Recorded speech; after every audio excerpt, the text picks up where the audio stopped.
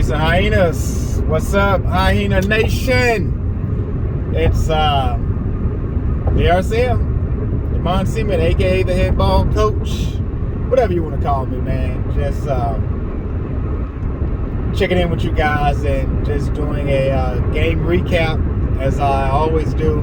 Just reaching out to you guys, giving you guys a different perspective in the way of me communicating with you guys, instead of just through text, through Discord or so.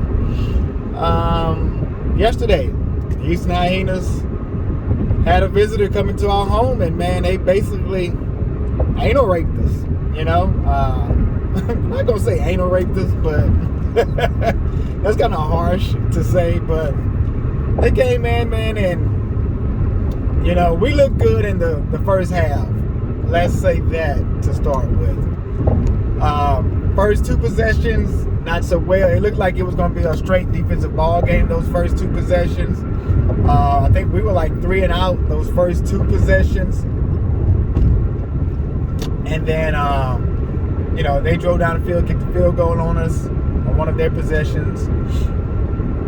And then the defense looked like it was about to, you know, step up, do some things. We ended up getting a pick or so, a pick or two or whatever. I think we got one pick in the first half, but let's talk about the first half for a second here. Well, let me back up. And I want to take full responsibility, for this loss.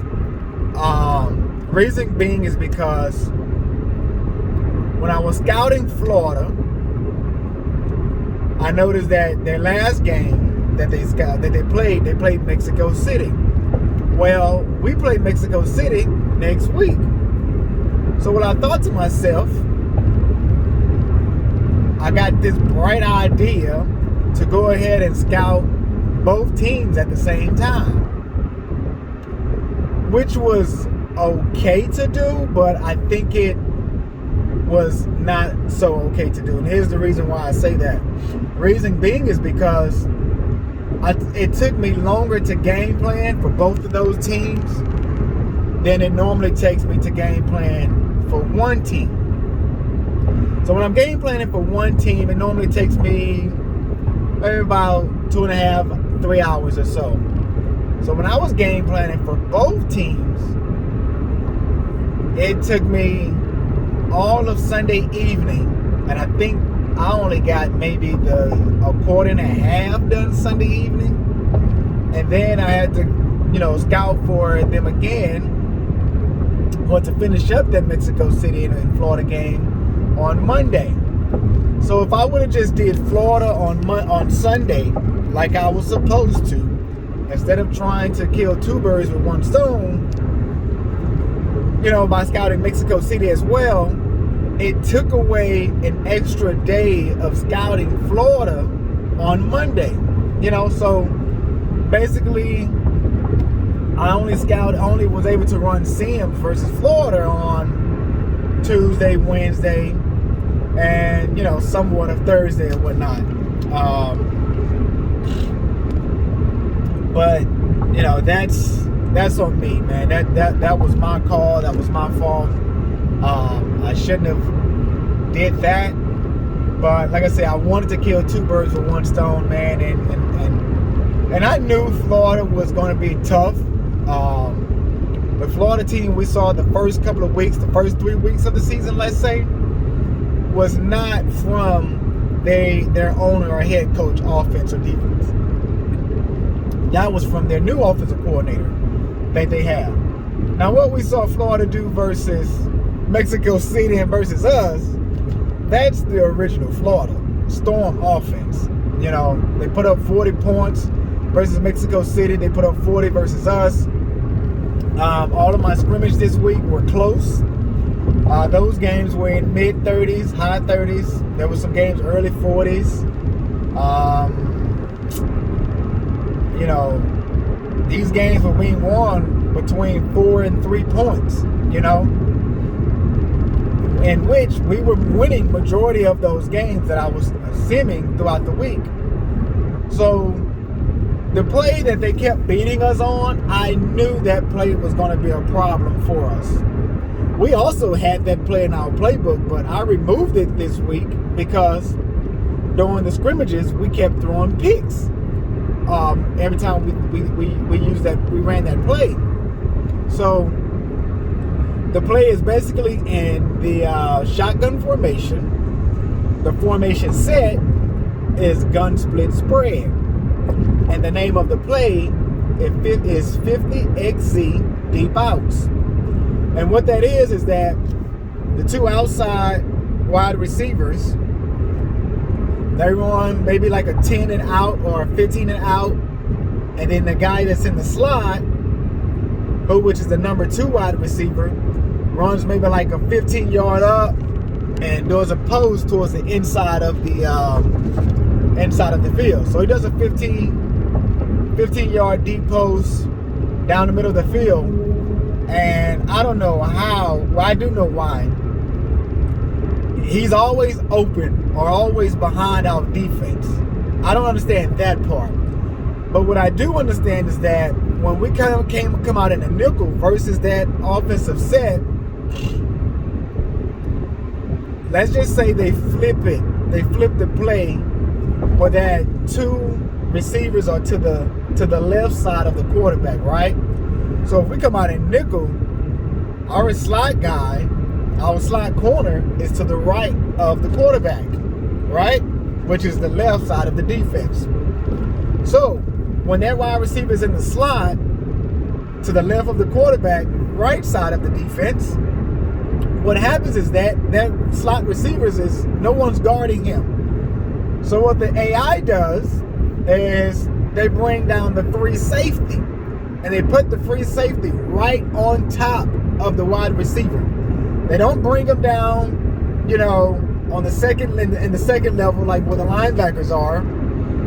They bring them down right on top of the safety, like the free safety. I mean, right on top of the receiver. The free safety is like on the line of scrimmage. And so once the ball is snapped and that receiver goes, guess what happens? The free safety is basically he bumps him, and then he tries to get back into his coverage, but it's too late. I don't know what's going on with my stand, my cell phone stand here. It's like it keeps leaning. But yeah, so it's that, that's how he kept getting open, because the AI kept forcing our free safety to come down into the box and sit right on top of that wide receiver. And every time they ran it, man, he was wide open. We looked good versus the run. The first, I'm gonna say all 4 quarters until the last dang on play that they had the ball where they ran it in for a touchdown. I was like, really? Like, come on, we held this guy in check all game long. But Liskey was going nowhere on us, So that was one of the things that I was looking for this week, was to stop Liskey, and to also try to figure out a way how to stop or at least contain that 50XZ deep outs play.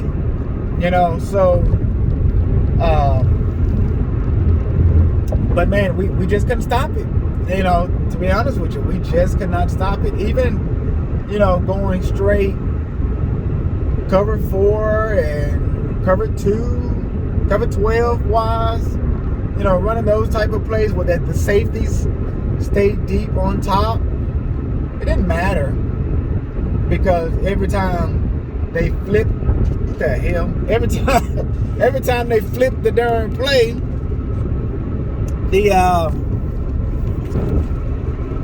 so every time they flipped the play, the AI would basically pull down, our free safety, and that hurted us, a lot. And the times when you saw the free safety playing deep, we stopped it, But man, I'm gonna tell you where we lost this game at. We lost this game in the 3rd quarter. Time of possession, TOP. One of the stat lines that I love to win. I love to win 3rd down percentage, and I love to win time of possession. Because if you're winning 3rd down percentage, that means that when you get on third down, you're converting first downs and you're moving the ball up and down the field, no matter what. Well, Florida won third down percentage, and they also won time of possession. The third quarter, man, we only had the ball once. They had the ball twice. Their first drive in the third quarter, man, they had the ball for 6 minutes or so,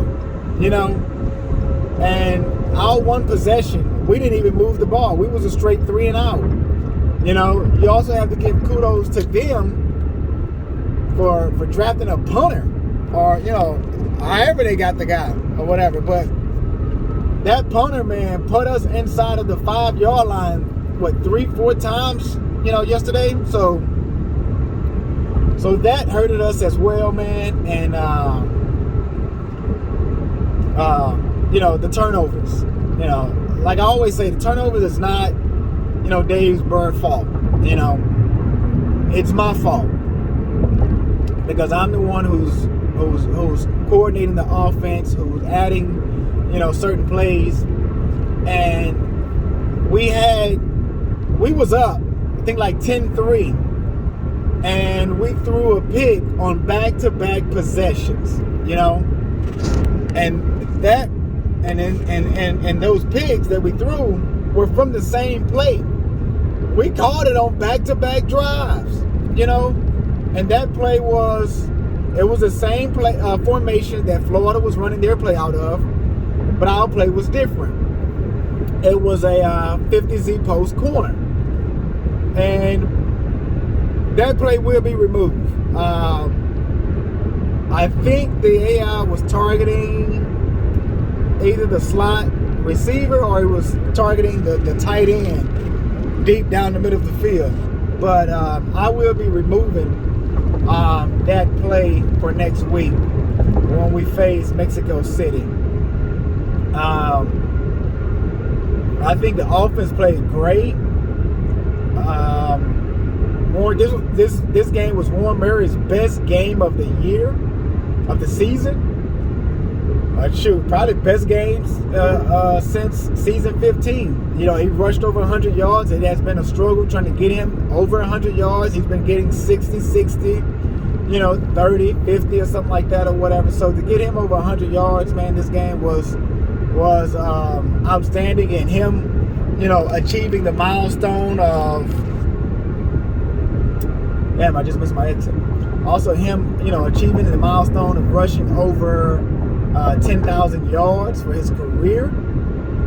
Kudos to you, Warren Murray. Congratulations there, buddy. You've been one of the most loyal people to come through this team since the progression era started. Outside of myself, you're the only person here that we brought on during season 10. So I just want to say thank you, man, for being part of this organization as long as you have.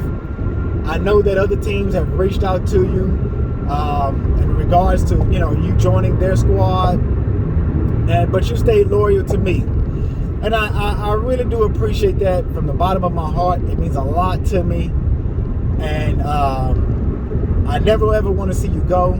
I hope you stay around, for as long as you want. You have a home here forever.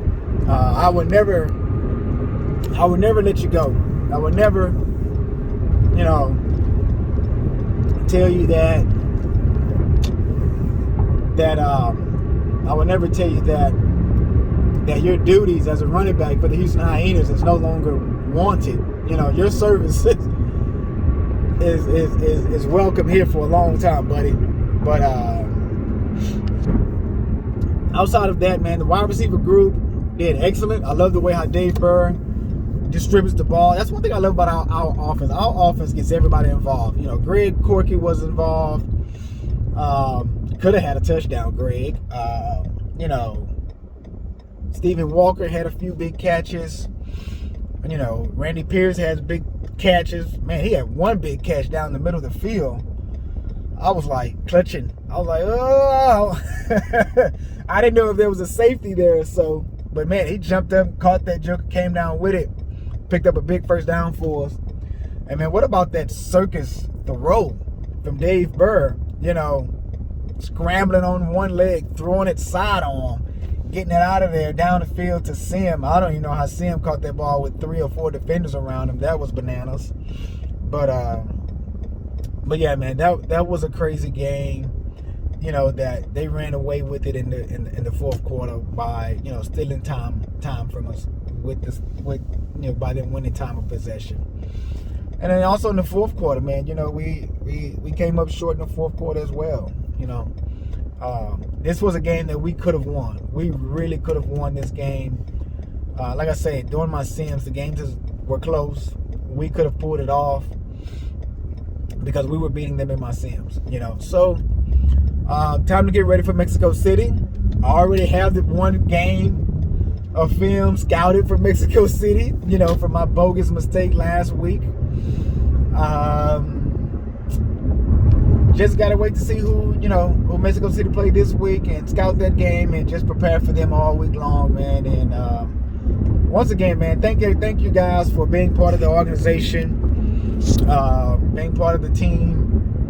You know, from those guys who are in the front office, Ethan Kai, Brady Clark, Marco Swift, Dave Burr, coming on doing some scouting for us as well.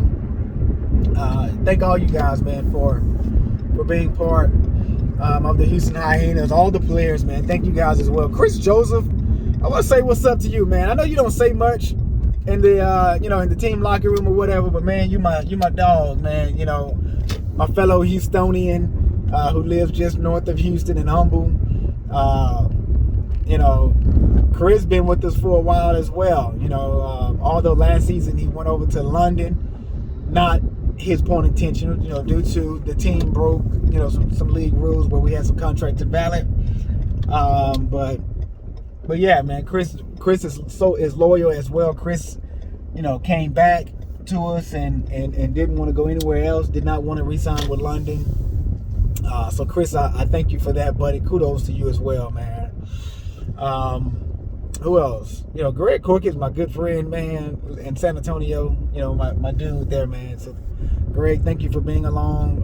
For those of you who don't know, you know, Greg is my consultant to the team. You know, Greg sees things and he scouts games and look at, you know, game film, and he'll give me a report or, you know, look at what another team is doing and assist, you know, with that. So, you know, thank you, Greg, for your services as well, man. All you guys who are part of this team, man, thank you all for everything that you guys are doing. But I just made it home, and I'm gonna go ahead and end this video. But man, I love each and every one of you guys, and you know, wish you guys have a great weekend. I know in my town it's great weather. I hope it's great weather where you guys are as well. And man, you guys get out, enjoy it, you know, spend some time with your families. And once again, be positive, man. You know, be positive not only to yourself, but to someone else as well. Sorry that this video is 18 minutes long. Gotta go. Bye-bye, Houston.